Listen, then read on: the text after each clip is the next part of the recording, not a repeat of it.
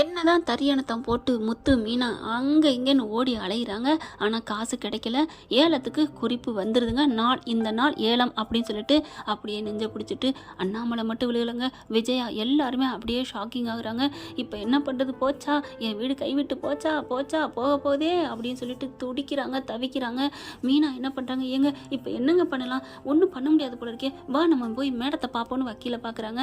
அவங்க என்ன பண்ணுறாங்க, என்னப்பா நான் பண்ணுறது, 10 லட்சம் கேட்டேன், அதையும் முடியாதுன்னுட்டீங்க. ரவி அவங்க மாமனாட்ட வாங்கி கொடுக்குறேன்னு சொன்னார். அந்த சொத்து பத்துக்கு எல்லாமே ரவி தான் அதிபதி. போயிட்டு வந்து இருக்க வேண்டியதானே, கடன் தானங்க. சும்மா வீம்புக்கு தண்ணி குடிக்க மாட்டேன், பாகுபாடு பார்ப்பேன்னா யாருக்குங்க நட்டம், குளத்துக்கு நட்டமான்னு சொல்லுவாங்க ஒரு பழமொழி. அந்த மாதிரி பண்ணிக்கிட்டு இருக்குதுங்க. அது அந்த வீட்டிலேருந்து பொண்ணே எடுத்தாச்சு, அப்புறம் என்னங்க சும்மா. ஆமாம், இப்போ என்னன்னா இப்போ ஏலத்துக்கு போக போகுது, வேறு வழி இல்லை. இந்த விஷயம் எல்லாருக்கும் ஏலம் விட்டுறாங்க, ஏலம் விடப்படும் அப்படின்னு சொல்லிட்டு இங்கே என்ன பண்ணுறாங்க, செல்வம் வந்து தவிக்கிறாரு.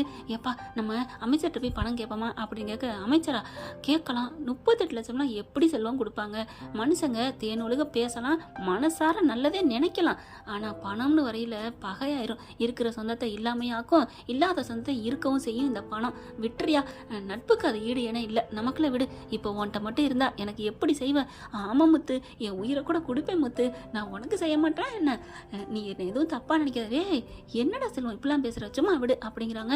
பரசும் வந்துட்டு அண்ணாமலைட்ட பேசுகிறாரு.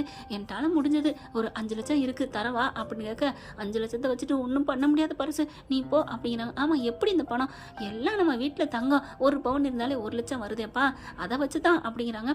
இருக்கட்டும், சொந்த வீட்டிலே இங்கே பண்ண மாட்டேங்கிறாங்க, வேணாம் அப்படின்னு அண்ணாமலை மறுக்கிறாரு. பார்வதி என்ன பண்ணுது, முத்துக்கிட்ட வருது. ஏப்பா நான் வேணா என் வீட்டை ஏதாவது அப்படிங்கிற, ஐயோ என்ன ஒரு கண்ணில் வலின்னு சொல்லிட்டு இன்னொரு கண்ணில் எடுத்து பிடுங்கி வைக்கிற மாதிரி பேசுகிறீங்க, வேணாண்டி, நீங்கள் என்ன நினச்சிட்ருக்கீங்க, நீங்கள் கொடுக்கன்னு நினச்சதே எனக்கு சந்தோஷம் அப்படிங்கிறாங்க.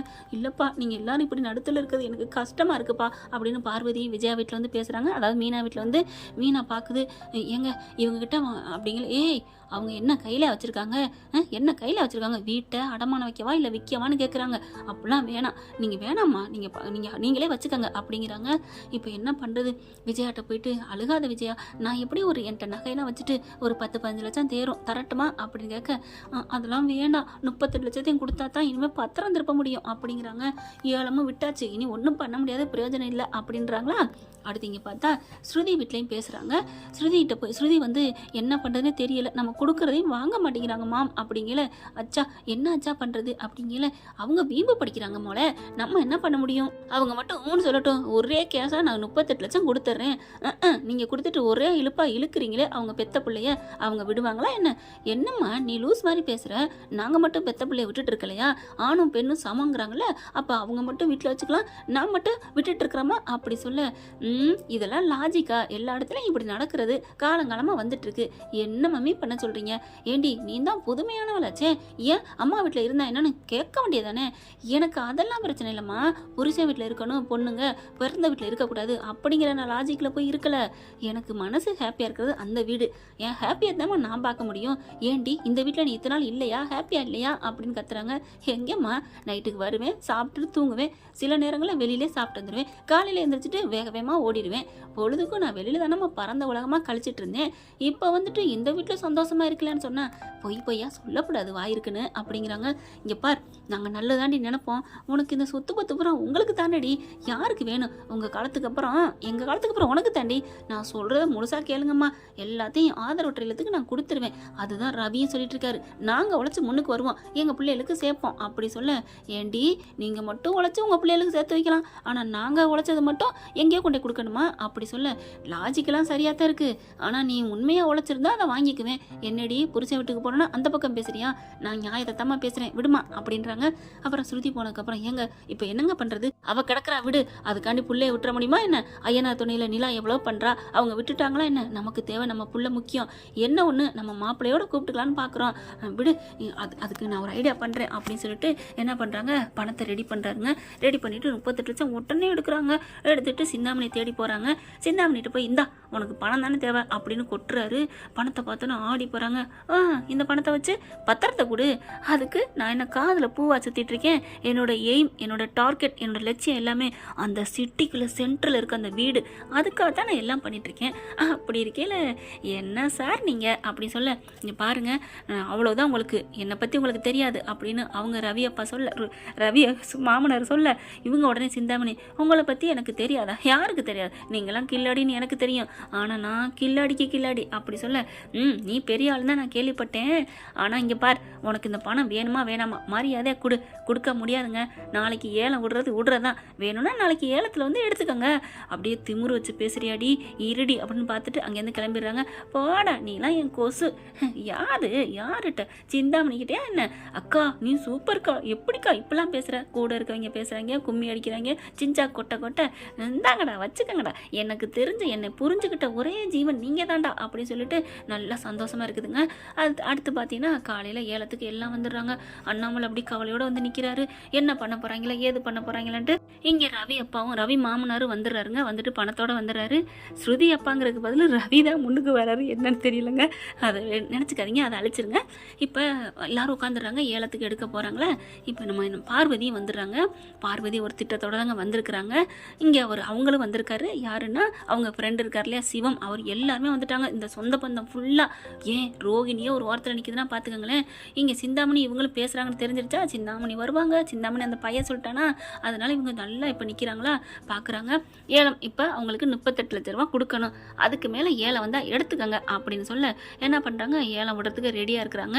இங்கே சிந்தாமணி பார்க்குது, அடியே எப்படி இன்னும் கொஞ்சம் நேரத்தில் அந்த வீடு ஆள் தாண்டி, அதாவது சிந்தாமணியை ஆள் வச்சு செட் பண்ணியிருக்குதுங்க, கண்டிப்பாக எடுப்பான்னு. என்னன்னு பார்த்தா ஆளை காணோம். எங்கே வருவான்னு பார்த்தா ஆளே காணோம். ஐயோ அவன் வந்து தானே எடுக்கணும், அவன் எடுக்கணுமே, ஒரு 2 லட்சம் கூட கேட்க சொன்னேன். அடுத்து ஐயோ போச்சே காணுமேன்னு பார்த்துட்டு இருக்க, என்ன பண்ணுது, ஏலத்தை விடலாம் அப்படின்னு 38 லட்சம் அப்படிங்கிறாங்க. சிந்தாமணி என்ன பண்ணுது, நம்ம ஆளை காணுமேன்னு வெளியில் போய் பார்க்குது. எங்கே போனான்னு ஃபோன் அடித்தா ஃபோனு நாட் ரீச்சபிள். என்ன நாட் ரீச்சபிள்னு வருது, அட சீக்கிரம் வந்து தொலைடா, அதை எடுக்கணும்டா ஏலத்தை அப்படின்னு நினச்சி வாசல் நிற்கல. இங்கே பார்த்தா ரவி அப்பா என்ன பண்ணுறாங்க, 38 லட்சத்துக்கு 1000 ரூபா சேர்த்து வைக்கிறாரு. 38 லட்சத்து 1000 அப்படின்னு சொல்ல அப்படியே எல்லாரும் பார்க்குறாங்க. எல்லாரும் பார்க்க கேளுங்க அப்படின்னு சொல்லிட்டு இருக்கல, இங்கே சிந்தாமணி வெளியவே நிற்கிதுங்க. அப்படியே பார்த்துட்டே இருக்கு. ஏங்க யாரும் கேட்கல, முடிச்சு விடுங்க அப்படிங்கிறாங்க. அப்படியே அண்ணாமலை முத்து எல்லாரும் பார்க்குறாங்க.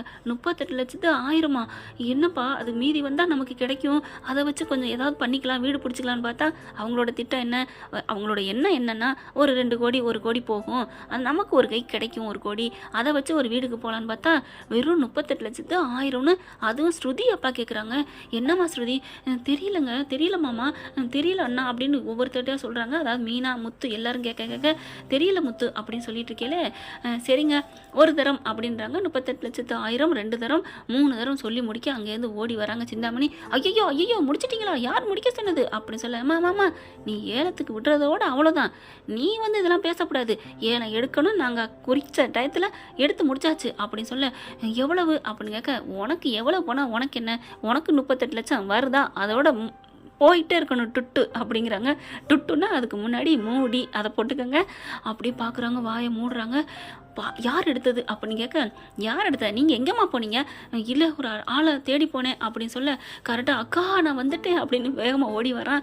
அடப்பாவி அக்கான்னு மாட்டி விட்றானே, பார்த்தா டிப் டாப்பாக ட்ரெஸ் பண்ணிட்டு வரான்.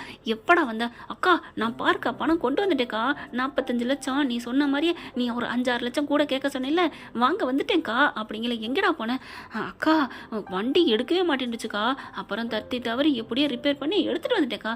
சரி ஃபோன் ஏன்டா நாட்டுச்சுன்னு வந்துச்சு அப்படின்னு பார்க்குறாங்க. எங்கக்கா ஃபோனே காணக்கா, ஐயோ எங்கே விட்டேன், மெக்கானிக் கடையில் விட்டுட்டோனோ கடையில் அப்படி இப்படின்னு தடுமாற, போச்சுடா எல்லாம் போச்சு உன்னால், பாவின்னு சொல்ல, அடி பாவி அப்படின்னு வாயில் கை வைக்கிறார் அண்ணாமலை. விஜயா வருது, ஏய் நீ திட்டம் போட்டியாடி, மீனா முத்து பார்க்குறாங்க. கடவுள் இருக்கான், அதனால தான் நீனே எடுத்துட்டு நீனே என்னை ஏமாத்த பார்த்தில, உனக்கு ஆப்பு வச்சானா அப்படின்னு பார்க்க, போச்சேன்னு தலையில் துண்டை போட்டு உட்காருது சிந்தாமணி. அடுத்து 38 லட்சம் பணத்தை ரவி மாமனார் கொடுக்குறாரு. சாரிங்க ரவி அப்பானே வருது. கொண்டாந்து கொடுக்குறாங்க. ஸ்ருதி அப்பா அப்படி வந்து கொடுத்தோன்னே ஸ்ருதி வருது. அப்பா என்னப்பா அப்படிங்கல. இருமா அப்படி சொல்லி பணத்தை கொடுத்து பத்திரத்தை வாங்கிடுறாங்க. சிந்தாமணியால் ஒன்றும் பண்ண முடியல.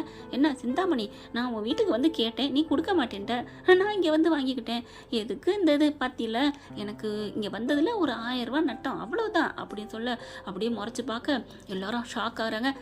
காலி பண்ணிட்டு போயிட்டேரு அப்படிங்கிறாங்க. அடுத்து இங்கே வந்து என்ன பண்ணுறாரு, அண்ணாமலைகிட்ட வராங்க. இங்கே பாருங்கள், என்னை நீங்கள் என்ன வேணாலும் நினச்சிக்கோங்க, நான் உங்களை எப்போவுமே தப்பாக நினைக்கல. முன்னாடி நினச்சிருக்கலாம் ஒரு எதிரியாவோ ஒரு மட்டமாவோ, இப்போ நீங்கள் சம்மந்தி ஆகிட்டீங்க.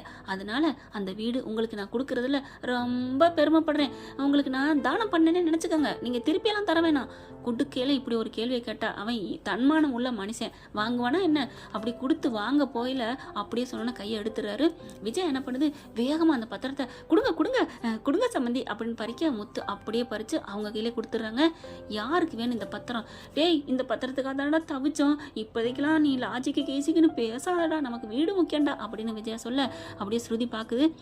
என்னப்பா என்ன, அதுக்கு அந்த பணத்தை இங்கே கொடுத்துருக்கலாமே. ஏமா கொடுத்தா எப்படிமா வாங்குவாங்க, நீயும் வாங்க மாட்ட, அவங்களும் வாங்க மாட்டாங்க. கொடுத்து திருப்பின பத்திரத்தையும் வேணாம்பீங்க. என்ன நீங்கள் கூழுக்கு ஆசை மீசைக்கு ஆசைன்னா முடியுமா என்ன அப்படின்னு ஒரு வாட்டுக்கு பேச, என்னடி உனக்கு கொஞ்சமாவது புத்தி இருக்கா இல்லையா, நாங்கள் நல்லதானடி பண்ணுறோம் அப்படின்னு சொல்கிறாங்க. அண்ணாமலை ஒன்றுமே பண்ண முடியல, இக்கட்டான சூழ்நிலை ஆண்டையை வச்சுட்டானேன்னு நெஞ்சை பிடிச்சிட்டு உட்காராரு. என்னங்க அது நம்ம சம்மந்தி தானுங்க, அவங்களுக்கு திருப்பி கொடுத்துருவோங்க. அதைத்தான் நான் சொல்கிறேன், திருப்பி கொடுத்துட்டா ஒன்றும் பிரச்சனை இல்லையே அப்படிங்கிறாங்க. அப்படியே அண்ணாமலை சரி திருப்பி கொடுக்குறங்கிறதுனால ரொம்ப நேரம் போராட்டத்துக்கு அப்புறம் சரிங்கிறாரு. நான் வாங்கிக்கிறேன் சம்மதிக்கிறேன் அப்படின்னு சொல்ல அப்படியே கொண்டாங்க அப்படின்னு விஜயா கெஞ்சுறாங்க. கரெக்டாக நம்ம கையில் தர்மம் போடுவாங்க இல்லையா, அந்த மாதிரி பேப்பரை போகிறவர் அதை கூட போடாமல் மறுபடியும் எடுத்துக்கிறாரு. என்ன அப்படின்னு பார்த்தா பட் ஒன் கண்டிஷன் அப்படிங்கிறாங்க. என்ன கண்டிஷன்? அதாவது இந்த பத்திரம் கொடுக்கணும்னா உங்கள் பிள்ளைய, அதாவது என் மாப்பிள்ளை எங்கள் வீட்டுக்கு வரணும், அன்னைக்கு சொன்னதான் இன்னைக்கு சொல்கிறேன் அப்படின்னு ஆடி போகிறாங்க. விஜயா பார்க்குது, அப்படியே கையை எடுத்துருதுங்க. பத்திரத்தை வாங்காமல் என்ன நினச்சிட்டு இருக்கீங்க, இந்த 38 லட்சம் கொடுத்துட்டா எனக்கு மொத்த உலகமாக வந்துருச்சுன்னு அர்த்தமா? 38 கோடி கொடுத்தாலும் சரி என் பிள்ளைய நான் விட மாட்டேன் அப்படின்னு சொன்ன விஜயாவுக்கு ஒரு போடலாங்க. உண்மையிலே கமெண்ட்ஸில் சொல்லிடுங்க. வேணான்னு அடாபடியாக சொல்லிடுறாங்க. இது வேணாம், இந்த பணத்தை கொடுத்துட்டே நாங்கள் அந்த பத்திரத்தை வாங்கிக்கிறோம் அப்படிங்கிறாங்க. ஸ்ருதி மொளை, நாங்கள் என்ன பண்ண முடியும் அதுக்கு மேலே, எப்படியோ உங்கள் வீட்டை நாங்கள் சேவ் பண்ணிட்டோம் போதுமா அப்படிங்கிறாங்க. அடுத்து பார்த்தா அங்கே வந்திருக்காங்களே ஒரு 10 பேர் வந்தாங்களா. என்ன சார், உங்களுக்காக நாங்கள் விட்டு கொடுத்துட்டோம், நீங்கள் தான் சொன்னீங்க ரொம்ப கஷ்டப்படுற ஃபேமிலின்னு சொல்லிட்டு, அதனால தான் விட்டு கொடுத்துட்டு போகிறோம் அப்படிங்கிறாங்களே. ஓகே அப்படின்னு சொல்லிட்டு அப்புறம் உங்களுக்கு நீங்கள் வந்துட்டு போன நட்டத்துக்காண்டி ஆளுக்கு 50,000 அப்படின்னு சொல்லிட்டு இதில் இருக்குது, பெட்டியில் இருக்குது, எடுத்துக்கோங்க அப்படின்னு எல்லாத்துக்கும் கொடுக்குறாங்க. அங்கே ஒரு 20 பேர் வந்திருக்காங்க. 10 லட்சம் மௌலே, உனக்காக நான் 10 லட்சம் செலவு பண்ணியிருக்கேன் அப்படின்னு சொன்ன முத்துக்கு கோவம் வருது. இங்கே பாருங்க, 38 அந்த 10 சேர்த்து 48 தந்துடுறோம், கொடுத்ததுக்கப்புறம் எங்கள் பத்திரத்தை கொடுங்க அப்படின்னு சொல்ல அப்படியே பார்க்குறாங்க. இந்த காலத்தில் நல்லது செஞ்சால் இப்படிலாம் பேசுவீங்க அப்படின்னு சொல்ல கரெக்டாக என்ன பண்ணுறாங்க, ஒரு நிமிஷம் அப்படின்னு குரல். என்னன்னு பார்த்தா சிவம் தாங்க எந்திரிக்கிறாரு. பார்வதி எந்திரிக்குது. என்னாச்சு அப்படிங்கிற மாதிரி பார்க்க, இவன் யாரு புதுசா அப்படிங்கிற மாதிரி ஸ்ருதி அப்பா பார்க்குறாரு. அப்பா ஸ்ருதி அப்பான்னு வந்துருச்சுங்க கரெக்டாக. இப்போ என்ன பண்ணுறாங்க, முத்து இங்கே வாப்பா அப்படிங்கிறாங்களா. பார்வதியும் சிவம் கூப்பிட முத்து மீனா வராங்க. நாங்கள் அன்னைக்கே உன்னை நான் தத்து பிள்ளையாக எடுத்துட்டேன், உனக்கு ஞாபகம் இருக்கா? என்ன ஆண்டி, நீங்கள் தான் என்னை பிள்ளைன்னு தானே சொல்லுவீங்க. ஆமாம் அது உண்மைன்னு நீ இன்ன வரைக்கும் நிரூபிக்கிறியா என்ன? ஆமாம் ஆண்டி, இப்போ என்ன சொல்ல வரீங்க சொல்லுங்க அப்படிங்கிறாங்க. நீ உண்மையிலே என்னை அம்மான்னு நினச்சின்னா, எங்களை தத்து பிள்ளைன்னு எடுத்தேன்னு நினச்சின்னா, தத்து அம்மாவை நினச்சின்னா, இப்போ இவர் ஒன்று சொல்லுவார் செய்வார், அதை நீங்கள் மறுக்காமல் ஏற்றுக்கணும். என்ன சொல்லுங்கள் அப்படிங்கிற அந்த பெட்டியை திறந்து கொட்டுறாருங்க. பார்த்தா பணம் 38 லட்சம் நீங்கள் சொன்ன மாதிரி இதில் இருக்குது, எடுத்து அவர்கிட்ட கொடு அப்படின்னு சொல்ல அப்படியே பார்க்குறாங்க, ஆடி போகிறாங்க. அண்ணாமலை பார்க்குறாரு. என்ன சார் இது அப்படிங்கிற. ஆமாங்க, முத்து எங்களுக்கு புள்ள மாதிரி தான், அவர் எவ்வளோ நல்லது பண்ணியிருக்கா தெரியுமா பார்வதிக்கு. பார்வதி என்னோட நல்ல உயிரான ஃப்ரெண்டு, எங்களுக்குள்ள எந்த தப்பான உணர்வு இல்லை, ஏன் ஃப்ரெண்டாக இருக்கக்கூடாதா என்ன அப்படிங்கிற. யாருங்க தப்புன்னு சொன்னால், நாங்களாம் சொன்னதே இல்லையே, நினச்சி கூட பார்த்தது இல்லையே அப்படிங்கிற. நீங்கள் நினைக்க மாட்டீங்க, மற்றவங்க நினைப்பாங்க இல்லையா அப்படின்னு விஜயா பார்க்க அப்படின்னு குனிஞ்சுக்கிறது. சரி விடுங்க, அந்த கதை இப்போ எதுக்கு அப்படின்ட்டு. எனக்கு தெரியுங்க, பார்வதி வந்து சொன்னான், நான் உடனே 38 லட்சம் உடனே ரெடி பண்ணேன், அடகு வச்சேன், என்கிட்டையும் இருக்குது பணம், இல்லாமலாம் இல்லை, எல்லாத்தையும் நான் என்னால் என்ன முடியுமோ அதை எல்லாத்தையும் ரெடி பண்ணிவிட்டு கொண்டாந்துருக்கேன், இந்தாங்க, யாரும் எடுக்கலைன்னு அதை கொடுத்து திருப்பலான்னு தான் நான் வந்தேன். அப்புறம் இன்னொன்று இங்கே பாருங்கள், இந்த பையில் பாருங்கள் அப்படின்ட்டு அதில் ஒரு 15-20 லட்சம் வச்சுருக்காரு. கூட யாராவது கேட்டால் அதுக்கு மேலே எடுத்து வாங்கி உங்ககிட்ட அந்த பத்திரத்தை கொடுக்கணுங்கிற எண்ணத்தோட மட்டும், அதாவது என் பிள்ளைங்களுக்காக முத்துவுக்காகவும் மீனாவுக்காகவும் இதை நாங்கள் ரெடி பண்ணி கொண்டு வந்தோம். நல்லது வேலையா ஸ்ருதியோட அப்பாவே அதை பண்ணிட்டாரு அப்படிங்கிறாங்க. ஸ்ருதி அப்பாவுக்கு பலான்னு அரைஞ்சது மாதிரி இருக்குது. அப்போ தான் டக்குன்னு எதுவுமே யோசிக்கலைங்க, அந்த பணத்தை டக்குன்னு எடுத்து கொடுங்க ஃப்ரெண்ட் அப்படின்னு சொல்லிட்டு வாங்குறாரு. சிவம் கொடுங்க அப்படின்னு அண்ணாமலை வாங்க. முத்து அப்படியே பார்க்குறாரு. நல்லவங்க யாரு கெட்டவங்க யாருன்னு அப்பாவுக்கு நல்லா தெரியுதுல்ல மீனா அப்படிங்கிறாரு. ஆமாங்க அப்படின்னு சொல்லிட்டு கீழே பணத்தை வாங்கிடுறாங்க. பார்க்குறாங்க அண்ணாமலை ஸ்ருதி அப்பாவை. என்னடா இவன் நம்மக்கிட்ட வாங்க மாட்டேன்டா, நம்ம கெஞ்சணும், ஆனால் இங்கே உடனே வாங்கிட்டானே அப்படின்னு நினைக்கிறீங்களா? அதுதாங்க காசு பலன்னு இருந்தால் அது பெருசு இல்லைங்க, அது மனசு சுத்தமாக இருக்கணும். உங்ககிட்ட மனசு சுத்தம் இல்லை, பணமும் சுத்தம் இல்லை, எல்லாம் அழுக்கு பிடிச்சி போயிருக்கு. ஸ்ருதி தப்பாக நினைக்காதீமா. ஐயோ அங்கிள் அப்பெல்லாம் இல்லை அப்படிங்கிறாங்க. நீங்கள் கொடுத்தது வரைக்கும், ஏலம் எடுத்தது வரைக்கும், ஏன் இந்தா 10 லட்சம் கொடுத்து தாவா கட்டி வச்சுருக்கீங்களே, அது வரைக்கும் நீங்கள் கிரேட் தான், நல்ல மனுஷன்தான். ஆனால் அதுக்கப்புறம் வச்சிங்க பாருங்க ஒருங்க இக்கு, ஒரு இலை நிறைய சாப்பாடு பிரியாணி அது இதுன்னு வச்சுட்டு ஓரத்தில் ஒரு இது வைப்பாங்களா நரகத்தை வச்சது மாதிரி நீங்கள் வச்சிங்க பாருங்க. அதுக்கு நீங்கள் வச்சு புண்ணியமே இல்லையே, என்னப்பா இப்படி, நீ இன்னும் திருந்தவே இல்லையா அப்படிங்கல. இங்கே பாரு அண்ணாமலை, உனக்கு நான் எவ்வளோ நல்லது பண்ணிக்க.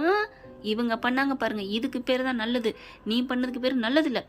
என்ன அவங்க பண்ணிட்டாங்க, அவங்களுக்கு நீ திருப்பி தானே தரப்போற, சும்மாவா கொடுத்தாங்க? சும்மா கொடுத்த மாதிரி தான், ஆனால் நாங்கள் விட போகிறதில்ல, கொடுத்துருவோம்.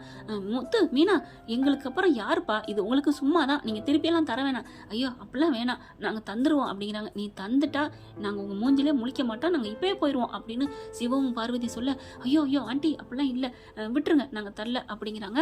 அதுக்கப்புறம் அந்த பணத்தை வாங்கி என்ன பண்ணுறாரு, அண்ணாவளை கொண்டு கெத்தா இந்தா அப்படி சொல்லியிருக்கல. அப்பா அப்படின்னு கூப்பிட்றாரு முத்து. என்னப்பா இருப்பா அப்படின்னு. மீனா உன் பர்ஸை கொடு அப்படின்னு சொல்ல, விஜய் அப்படி பார்க்குது, என்ன நடக்குதுங்க அப்படிங்கிற மாதிரி. டக்குன்னு பர்ஸை வாங்கிட்டு, என்னங்க காசு இருக்கா? எவ்வளவு காசு? 1000 ரூபா இருக்கா? இருக்குது அப்படின்னா மீனா பர்ஸுக்குலேருந்து 2 500 தாளை எடுக்கிறாரு. எடுத்துட்டு இந்தாப்பா அப்படின்னு சொல்லி கொடுக்க, என்னடா அது? அப்பா அவர் 1000 ரூபா கூட எடுத்துருக்காருலப்பா ஏலம், அதுதான்ப்பா. மவனே நீ தான்டா நான் பெத்த சிங்க குட்டி அப்படின்னு சொல்ல, பா பேச்சை விடுப்பா கொடுப்பா அப்படின்னு சொல்ல, கொண்டு போய் இந்தா பணம், நீ கொடுத்த பணம், நல்லது பண்ணிட்டு கெட்டதும் பண்ணிட்டியே என்னப்பா அப்படின்னு சொல்ல, ஸ்ருதியும் வந்துட்டு என்னாச்சா? நான் உங்களை எவ்வளோ பெருமையாக நினச்சேன், அடுத்த நிமிஷமே அவரை கூப்பிட்டு வச்சு நான் எத்தனை வாட்டி சொல்லிட்டேன் இங்கே இருக்கிறதா எனக்கு பெருமைன்னு, அதையும் மீறி ரவியை என் வீட்டுக்கு அனுப்புச்சே அப்படிங்கிறாங்க. வேற வழியில்லை, அப்படியே தலையை தொங்க போட்டுட்டு ஸ்ருதியோட அப்பா அம்மா கிளம்புறாங்க.